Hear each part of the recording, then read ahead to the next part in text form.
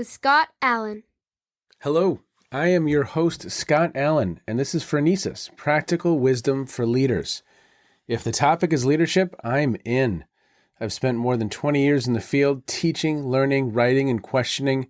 When I'm not working on Phronesis, I travel, delivering keynotes, working with individuals and teams, and helping people from organizations across industries become better leaders. Want to learn more? Visit me at scottjallen.net. Phronesis offers a smart, fast-paced discussion about all things leadership. We explore relevant topics and incorporate practical tips to help you make a difference in how you lead and live.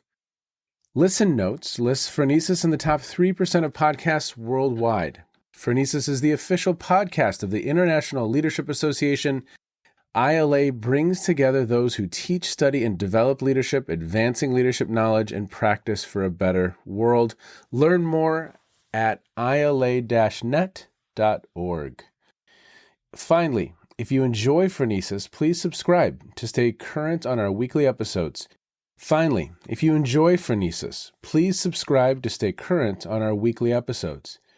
you find an episode that resonates, please share it with your colleagues and friends. And if you want more content, subscribe to my newsletter, The Leader's Edge. The link is in the show notes. As always, thanks for listening. And now, here's today's show. Okay, everybody, welcome to Phronesis. Thank you so much for checking in wherever you are in the world. Today, I have a return guest, Dr. Martin Gutmann, and, we had just this wonderful conversation. If you have not checked out that episode, early on in the podcast, we talked, and it was just a really fun conversation. He is a Swiss-American historian and professor at the Lucerne School of Business in Switzerland.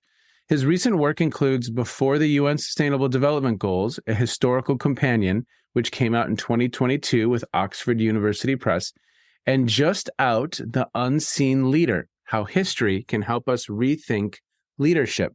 Martin, I, again, go back to our conversation often. I think it was really the first time, and I've had a few historians on the program in recent years.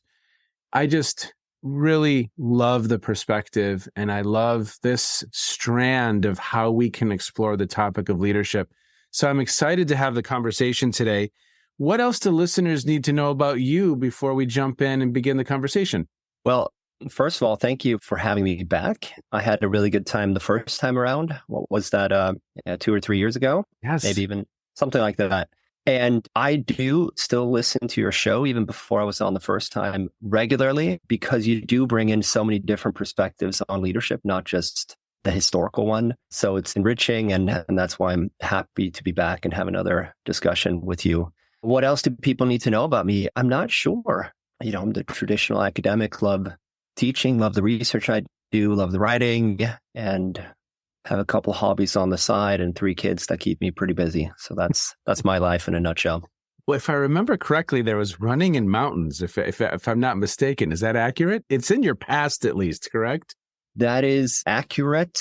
As I'm getting older, I'm finding running a bit harder, but I am still doing my best to make it up and back down. As you get older, it's the down part that tends to hurt more than the up part. So when you're running up and down mountains. But yeah, I do my best to get out. That's never been a part of my, when you're running up and down mountains. I love it. Okay. I suppose it depends on where you live. That's really what kind of running you do. Switzerland's probably pretty good for that. Well, okay. So your new book is called The Unseen Leader, How History Can Help Us Rethink Leadership. So talk a little bit about the unseen leader. What do you mean by that? I'm kind of interested and intrigued. Yeah. So I really make just one point in this book. And that is that I challenge us to rethink how we talk about leadership, how we think about leadership. And so rather than getting into the details or the psychology of what a leader is up to when the decision-making process and the impact that has on followers, I try to take a step back and just think about what's the story that we intuitively tell when we think about a leader. What's this kind of rote narrative that we grasp for if we want to think about a leader? And maybe a bit to the origin story first of this book. I have a PhD in history, as you mentioned, but I have for over a decade worked in management departments. It's kind of a quirk of my career, and I've quite enjoyed it. So I think that's where I'm happy from now on, but it's not what I imagined early in my career. But long story short, I was tasked very much last minute at one point by a dean, this was at a different school, to teach a course on leadership because the person who normally taught it was unavailable last minute. And so, I said, yeah, I can do that. That's interesting. And I started reading everything I could get my hands on regarding leadership from journals and books and everything else. And one of the things that caught my attention was that using historical figures as kind of case studies, as inspiration, as the fodder for leadership theories, quite prominent actually, not just among historians, but these historical figures, Churchill and Shackleton and Napoleon, and they appear in pamphlets from consulting firms. They appear in all kinds of leadership blogs and so on and so forth. So that was interesting to me as a historian. But I also realized pretty early on that some of the assumptions that I make as a historian about how individuals can shape history differ dramatically from the assumptions inherent in a lot of these texts. And my take was that the truly influential individuals and what it is they do to shape kind of the outcome of events is a bit harder to spot, therefore the unseen part in my title. And the book is really an attempt to, shed light on these leaders that have gone unnoticed to some extent, because often what they do is something we don't necessarily recognize as leadership. Well, and I remember our first conversation where you were really just kind of blowing my mind about Roald Amundsen. And here's an individual who has accomplished incredible feats, absolutely just incredible. And we had never heard of him. And so interesting. And as I understand it, I think we touched on this a little bit last time, but history, or that stream of knowledge, at least historically, has tended to decenter the person or the individual and focus a little bit more on the context, correct? Yeah, that's exactly right. In my new book, I used this example of a river, and we can imagine the leader trying to cross this river. And if there's a strong current, it's going to be these currents much more than any individual movements of the leader that will determine where he or she ends up on the other side. And it's really the leader's interaction with these currents that's going to make or break their endeavor rather than their actions themselves. And this is where I think there's a bit of this gap between the leaders we tend to focus on and the leaders we should be focusing on.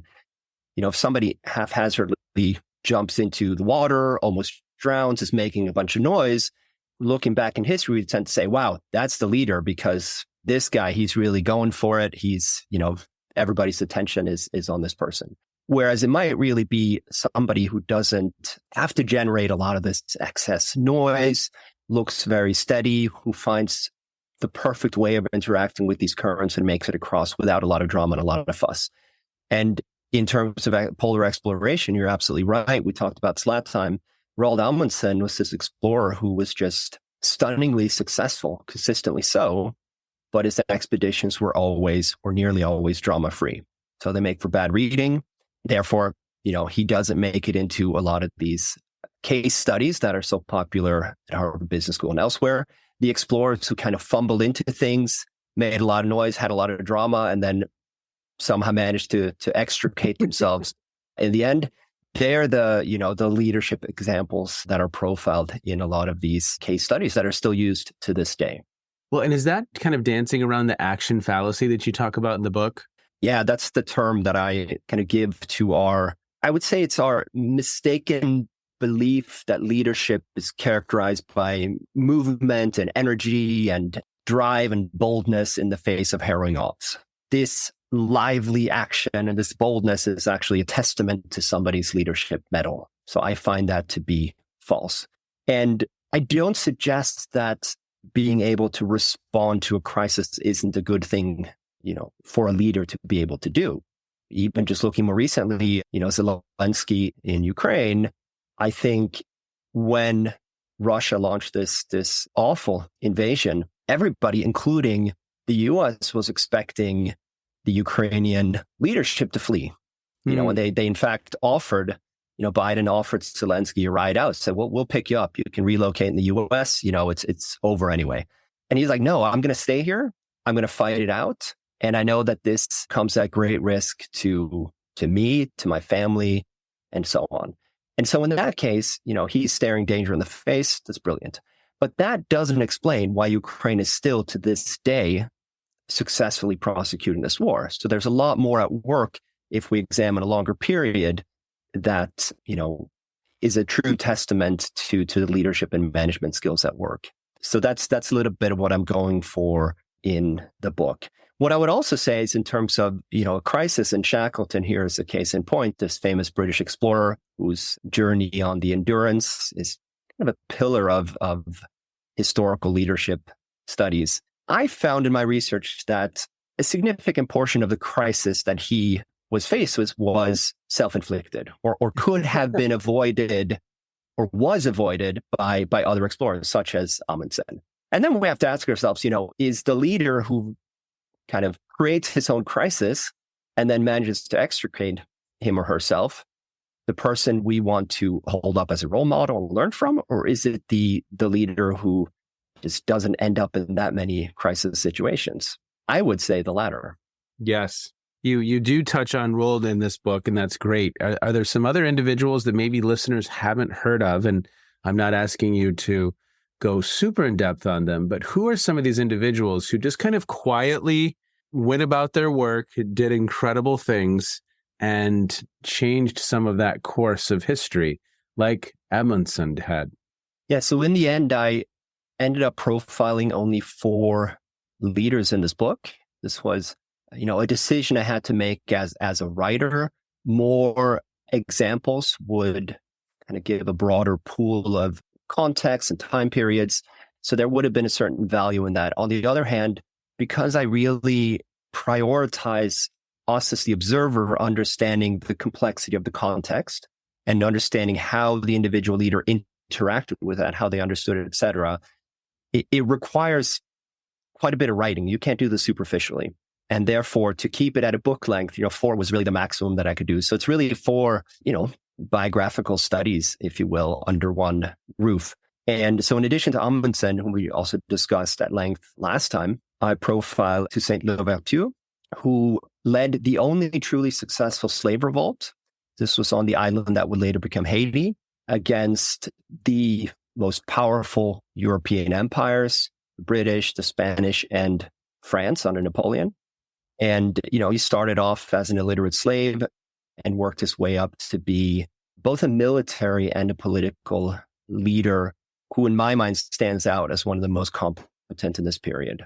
Now, of course, there's several reasons why he is not profiled as often as, Napoleon and Washington and these other leaders of this revolutionary period. He was a contemporary of theirs. I think the first one is racism, that the history books in France and the US in the aftermath were obviously written by usually white men who tended to profile people who looked like them. But I think there's more to it as well, which is that he doesn't quite conform to this heroic Shackleton type leader. He was a big proponent of retreats. He negotiated a lot. And, so he's not the military leader always leading from the front with a saber in his hand. Yes. And so, he's not Hollywood-like material in that sense. He doesn't conform to the action fallacy, as I would call it. So he's another person I profile in the book. Then I look at Gertrude Bell, who was a remarkable woman and an explorer who kind of mapped large areas of the deserts in the Middle East and in the period before and after the First World War. And in the aftermath of that war, as these various European empires, but also Zionists and a lot of local tribes were trying to reconstruct the region in the aftermath of the war, she emerges. Well, she doesn't emerge. she remains very much behind the shadows. But in hindsight, we can see that she really leads the effort of creating an independent Arab state that's built on pretty sound principles of good governance, etc. In our recollection of this period, the person who stands out is T.E. Lawrence of Arabia, as he's called. Again, classic Hollywood-esque leader, a gun in his hand, leading from a camelback. But he himself admits in his writing that it was really Bell who did the behind-the-scenes heavy lifting in this period. So she's another one on profile. And then the fourth person is Churchill. And Churchill's kind of a special case because I think he's picked out by many people as the great leader or one of the great leaders of the 20th century. So what am I suggesting by including him in a book titled The Unseen Leader? And with Churchill, I would say he really was the architect or one of the primary architects of the Allied success in the Second World War, but not for the reasons that are often cited. And again, I think this action fallacy here is at work. There's this interpretation, especially in a lot of movies about Churchill and some of the more popular writing, that it was his charisma, his speeches, and his speeches are great, that this is what kind of inspired this reluctant nation to fight on. This gave them the strength and the vision to stick it out. And that it's also what's often cited, it's his kind of hounding of his generals. Again, this action-prone attitude. There's lots of great quotes by Churchill. There's a very famous quote, and famous in the sense that it's often appearing on LinkedIn threads, etc., by Churchill, in which he says, "I never worry about action, only inaction." Right? So it's really easy to read into Churchill's success his penchant for the offensive, for always kind of speaking in grand strokes and kind of hounding people to get things done. And he did all of these things. And that was certainly valuable in leading Britain to a successful outcome in the war. But, if grand words alone could win wars, then Hitler and Mussolini would have won, because they were, even more so than Churchill, the masters of rhetoric, of energizing an audience, etc. So I think there's a lot of misinterpretations about Churchill and his role. And I think if we look behind the scenes, and a lot of recent works on Churchill tend to support this conclusion, is that there were two factors that ultimately led to a successful outcome in the war. That was that he was able to, in his own words, drag the United States into it. And, looking back, we kind of tend to take that for granted. Yes, of course, the U.S. would join Britain in the war and fight against this Nazi threat. But in the summer of 1940, when, Britain had lost its fighting partner, France, and was kind of facing Germany on its own. On its own, too, is a bit of the wrong term, since they have the whole British Empire. But let's leave that point behind for a second. So in the summer of 1940, it's by no means sure that the U.S. Was going to do anything about this situation in Europe. There's a strong isolationist movement. And after Pearl Harbor, natural inclination will be for the U.S. to focus solely on Japan. Yeah. And that's really, Churchill's doings. He launches a very, very deliberate, what we today would call an advocacy campaign, to build support among the political class in the U.S., among the population, and among Roosevelt for a U.S. entry into this war. And then Churchill also is very deliberate and, puts a lot of energy into creating an effective coordinating mechanism between these two allied armies, which again is not something you take for granted when two sovereign states, fight together. And they really were able to fight together, with a lot of generals and officers working in the services of the other countries. So that's the one thing. And the other thing is, more than any other leader in that war, he understands the interplay between science, between effective governance, and kind of grand strategy. This isn't a war that can be won by rhetoric, by inspiration. You really have to leverage industrial production, new scientific insights, and couple that with a long-term strategy. And that's something that he, more than the other leaders, is able to master. Also, thanks to the fact that he had been in government for some 40 years. He had essentially been a minister in most most briefs of the British government. So he understood this machinery better than anybody else. Well, I like how you're framing that, because I think you're right. A lot of times we don't, even within that very public example of a leader, quote unquote, we don't necessarily explore the complexity or the nuance of that individual's expertise or actions. We tend to oversimplify it into, oh, he gave this speech and it was wonderful and that was just awesome, right? I mean, even if you look at, and I know that you have an expertise in Nazi Germany, I think it was on Netflix. I watched Hitler's Inner Circle. I don't know if you've seen this documentary, but underneath Hitler was this group of individuals who were horribly atrocious characters in their own right and moving that vision forward, right? We often don't give credit to, and I use that word not in a positive way, but, Hitler is the person who's held up, and there's this team around him of individuals who are horrible and did great damage in their own right. Would you agree? I would agree entirely on a few different levels. And I do talk a bit about Hitler as well, in contrast to Churchill, in the sense that they both, were great charismatic leaders, were able to inspire people through their words. But Hitler is a relatively incompetent manager, and is disinterested in the functioning of government, doesn't understand how to turn his vision into policy. And he usually resorts to just yelling at people when the things he wants to happen don't happen. And you're right that, especially if we look at something like the Holocaust, obviously, this is something Hitler set his sights on, the extermination of the European Jewish population and many other groups of people. And he put a lot of kind of personal energy into making it happen. But it could not have happened with him alone. There were really a lot of highly motivated and highly skilled leaders and managers below him who made it happen.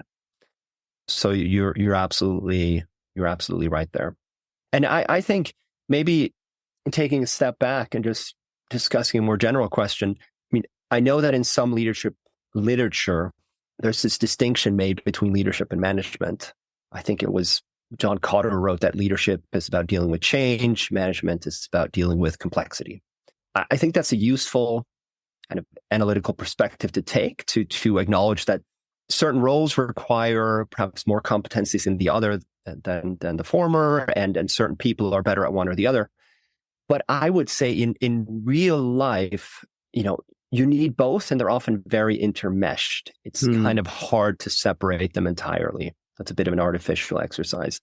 And I see that with these leaders I look at and other ones, when we talked about Zelensky as well, that to be successful, you really have to master both of these hats. You have to be able to wear both hats. Well, that would be an interesting kind of strand we could go down right now. What's interesting is, okay, let's look at Roald for a moment.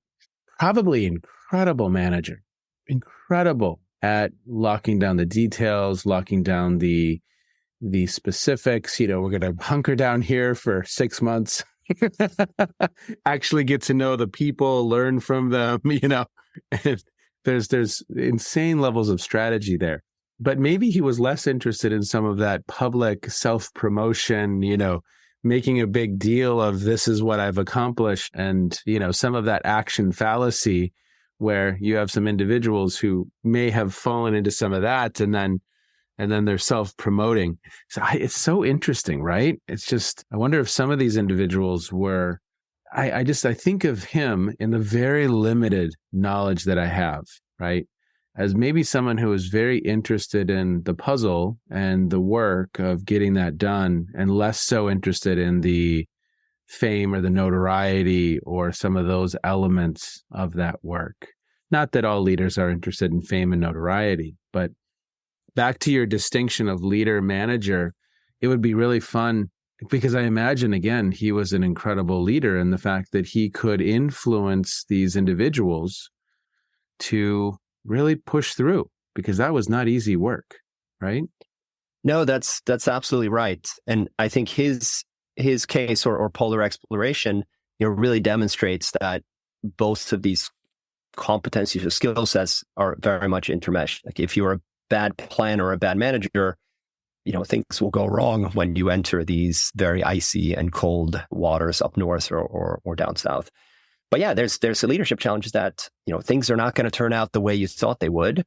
You have to lead.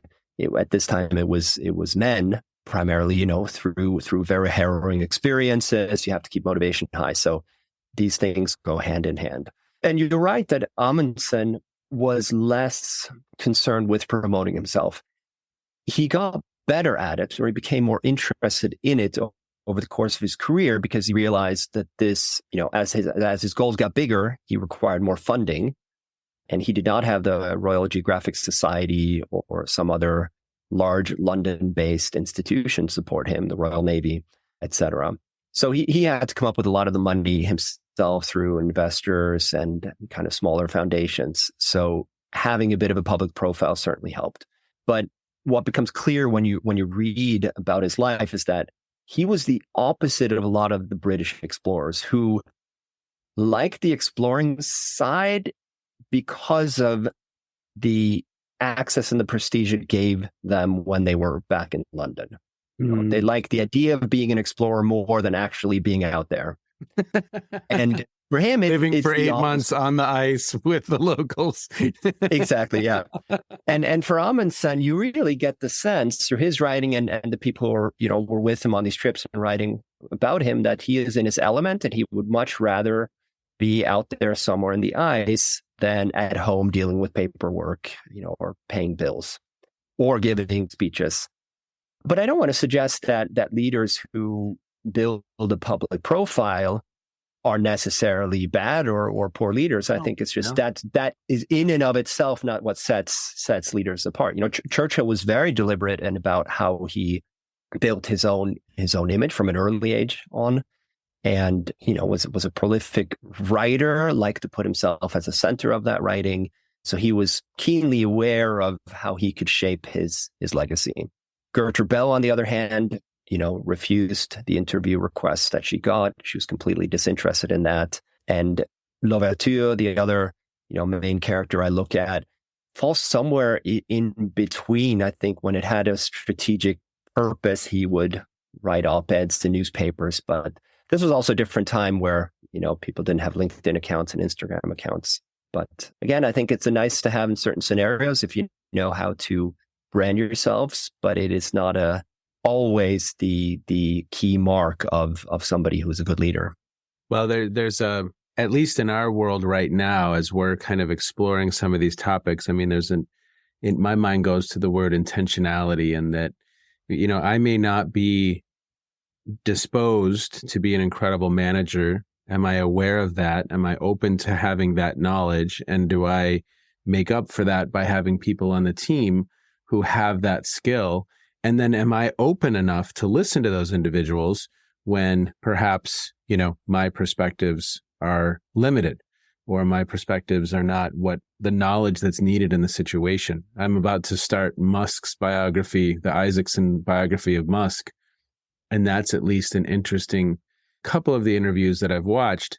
Here's an individual who's almost micromanaging the details, has this grand vision, but is also an individual who is not necessarily known as someone who will take feedback. People are afraid to give him the bad news. There's fear. And that's going to take a very special individual to work through that with him so that he stays open and understanding of some of the situational complexities that he might be missing. Because we all suffer from, 180 cognitive biases that limits our ability to actually make sense of the world. Yeah. You got to have a certain level of humility here. And, to your point, if I'm Hitler and I'm just yelling at people and screaming when things aren't going, then that causes fear, and that causes distrust, and that limits you from seeing the realities in the context. Thankfully so in that case, I guess. Yeah, right? Yeah, indeed. No, and I think that's the sad truth, is that toxic leaders can and have accomplished a lot before their toxic leadership style catches up with them. Yes. At which point their projects tend to fall apart. Yes. But that is unfortunate that some of these characters, and I would say the jury's still out with Musk in terms of his vision. I mean, Tesla's been a great success, but I think success also has to be measured in how he makes the people who work for him feel, the impact he has on society in general. And there, I'd say that the jury is still out. 100%. 100%. I mean, there's a sustainability element here that if, what are the sustainable behaviors? To go to a U.S. centric example, you have John Wooden, who is a famous basketball coach, very successful, UCLA. Yes, had a very sustainable approach to coaching. And you have a Bobby Knight where it fires bright and hot, but it's not necessarily a sustainable approach, right? And so it's just very, very interesting, the conversation. How are you planning to use this in the classroom? Because, Martin, I love the perspective. In some ways, it pushes back on some of these myths that we can fall into. And I think the reality is that there's all shades of individuals, whether it's someone who is completely uneducated, quote unquote, formally, and really rose to the highest levels, or someone who isn't necessarily interested in the notoriety or the fame, or someone who can combine not only the policy and the management and the just understanding of the different levers that need to be pulled, but then also stand up and give the speech to motivate the masses in Churchill. It's all shades, right? And you're pushing back on this common narrative, and I really enjoy that. Something that I really do hope to integrate into my teaching, especially in, executive education programs and settings where I get to interact with people who lead in very complex organizations and at a very high level already. And I think what I'm hoping to do there is to challenge them to rethink how they assess leadership potential in others and also in themselves. I call it the action fallacy in my book, this idea that we, tend to look to the persons who make the most noise and kind of, generate the most activity in their teams as the natural leaders, when in fact, very effective leaders might not need to generate a lot of noise. There might not be any drama, etc. And there's actually a lot of, literature outside of the historical domain that gets to this point as well. There's the Babel hypothesis, which has been quite popular in recent years, that suggests that the person who talks the most, regardless of what they're saying, will be identified by others as a leader. Keith Grint has written about a similar phenomenon that that leaders learn to redefine things as a crisis because that will garner more attention in the long run. So there seems to be a consensus from a lot of different corners that our ability to identify the right individuals as leaders is not always optimal.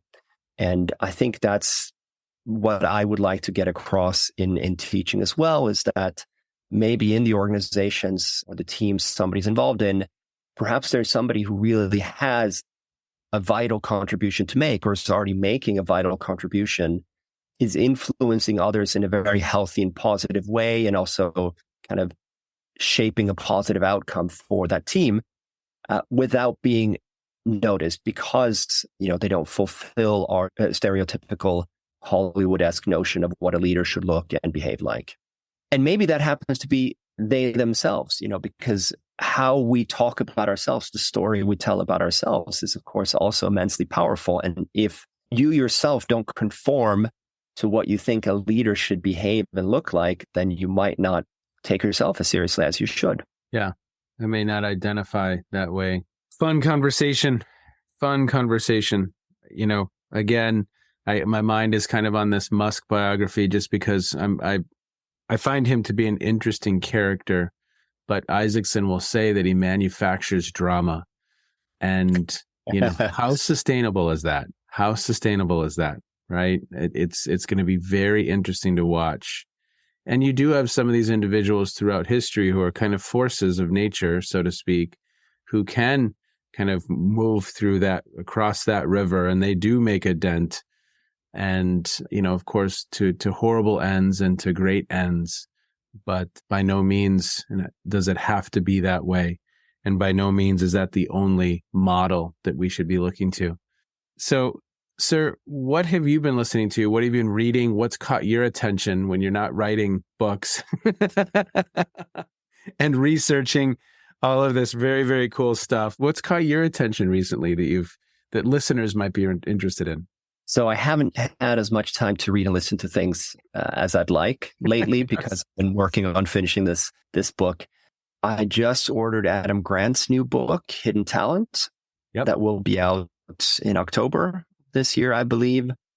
And I'm very excited for that. He's also one of these persons where I'm happy to hear his opinion on anything because it's going to be good, it's going to be insightful, and will change my perspective. So, and this topic, from what I gather, this how a person's potential can unfold over the course of a lifetime. It's not always about the born genius, etc. I don't know. I'm just really fascinated. I'm curious to read more about this. So yeah, I'm eagerly awaiting the arrival of that book.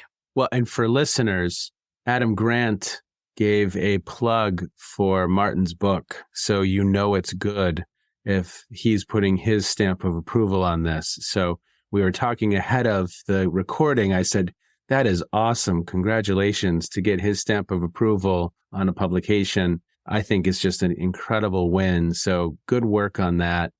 And I too, yes, I'm excited to read that. I loved Think Again. His perspective on the world is just another one that's a very important one to pay attention to and to have on your radar. Sir, we will do it again. I really appreciate it. Best of luck with this book. Best of luck with all of the promotion that comes at this point. And thank you so much. Thanks for looking at this topic from a little bit of a different perspective and a very, very important perspective. As always, thank you, sir. Thank you so much, Scott. It's always a pleasure. Be well. Looking a little bit more deeply into an individual's story or the stories that surround the events that occurred when some major shift or difference was made in the world. And when I think of Martin and his really, really good work, as a historian, he is looking at these individuals and the times and the people surrounding these individuals in just a very, very interesting and fun way. We often simplify some of these things to just the heroic version of leadership. But there's much more there. We can lionize an individual like Steve Jobs for the change that he helped facilitate in the world, but there was a cast around him and there were individuals supporting him to make some of that vision come to life. And that vision was co-created with others. It's overly simplistic to just look at Steve Jobs as the only force. Of course, he was a force, and sometimes a challenging one, but we need to look a little more deeply. So Martin, thank you for the unseen leader. And for listeners, the practical wisdom for me, are you looking at this individual or the team from all angles to really truly trying to understand what the forces were that caused the shifts to occur? Take care, everyone. Be well. Bye-bye. You have just finished another episode of Practical Wisdom for Leaders with Scott Allen. To contact me, visit scottjallen.net or send me a note at scott@scottjallen.net. I'm also on LinkedIn, so let's connect. If you have feedback, I'd love to hear it. And as always, thank you so much for listening. And now here's my daughter, Emily, with the outro.